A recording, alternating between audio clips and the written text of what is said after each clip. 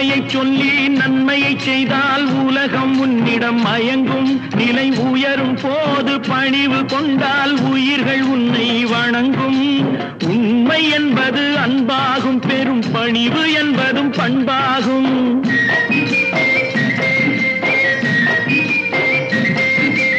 உண்மை என்பது அன்பாகும், பெரும் பணிவு என்பது பண்பாகும். இந்த 4 கட்டளை அறிந்த மனதில் எல்லா நன்மையும் உண்டாகும், எல்லா நன்மையும் உண்டாகும். 6 மனமே 6 அந்த ஆண்டவன் கட்டளை 6. 6 மனமே 6 அந்த ஆண்டவன் கட்டளை 6.